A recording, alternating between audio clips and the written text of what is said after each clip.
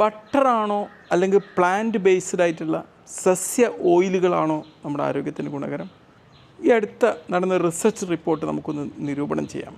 33 വർഷം കൊണ്ട് 22 ലക്ഷം ആൾക്കാരിൽ നടത്തിയൊരു പഠന റിപ്പോർട്ടാണ് പറയാൻ പോകുന്നത്. ഓരോ ദിവസവും ഒരു 10 ഗ്രാം ബട്ടറിനെ ഹെൽത്തി ആയിട്ടുള്ള olive oil, soybean oil, canola oil തുടങ്ങിയവുമായിട്ട് റീപ്ലേസ് ചെയ്യുകയാണെങ്കിൽ ഒരു 17% അകാല മരണങ്ങൾ തടയാനും 17% ക്യാൻസറിൻ്റെ റിസ്ക് കുറക്കാനും പറ്റും എന്നാണ് ഈ സ്റ്റഡി ബോധിപ്പിക്കുന്നത്. എന്തുകൊണ്ടാണ് ബട്ടർ അപകടകാരിയാവുന്നത്?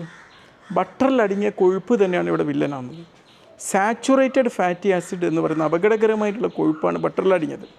ഇത് നമ്മുടെ രക്തക്കുഴലിലൊക്കെ അടിഞ്ഞുകൂടുകയും അത് ബ്ലോക്ക് സൃഷ്ടിക്കുകയും അതെന്താക്കും, നമ്മൾ ഹൃദയാഘാതം പോലത്തെ പ്രശ്നങ്ങൾ ഉണ്ടാക്കുകയും ചെയ്യും. അതുകൊണ്ടാണ് ഇത് കൂടുതൽ. എന്നാൽ ഇതിൽ കുറച്ച് ന്യൂട്രിയൻസൊക്കെ അടങ്ങിയിട്ടുമുണ്ട്. ഇത് അമിതമായിട്ട് ഉപയോഗിക്കുന്നതാണ് നമ്മൾ നിയന്ത്രിക്കേണ്ടത്. മനസ്സിലായില്ലേ? ഒരു മിതമായ ലെവലിൽ കഴിക്കുന്നതുകൊണ്ട് വലിയ കുഴപ്പമുണ്ടാവില്ല. അപ്പോൾ നമുക്ക് ആ ന്യൂട്രിയൻസും കിട്ടും, വലിയൊരു അപകടം ഉണ്ടാവുകയില്ല.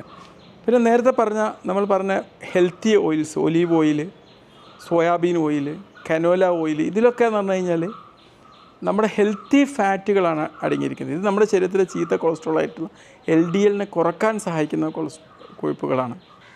ഇത് നമ്മുടെ ശരീരത്തിൽ നീർവീക്കം കുറയ്ക്കുകയും ചെയ്യും. നമ്മുടെ ശരീരത്തിന് ആവശ്യമുള്ള omega-3 ഫാറ്റി ആസിഡ് പോലത്തത് സപ്ലൈ ചെയ്യുകയും ചെയ്യും. അപ്പോൾ നമ്മൾ സ്ഥിരമായിട്ട് എന്നും ഇങ്ങനെ ബട്ടർ ഉപയോഗിച്ച് തന്നെയാണ് ഫ്രൈ ചെയ്യുന്നതെങ്കിൽ അതിനൊരു നിയന്ത്രണം കൊണ്ടുവരാം. വല്ലപ്പോഴും രുചിക്കൊക്കെ വേണ്ടി ഇത്തിരി മാത്രം കഴിക്കുന്നൊരു ശീലം ഉണ്ടാക്കിയെടുക്കുക. ഓക്കെ.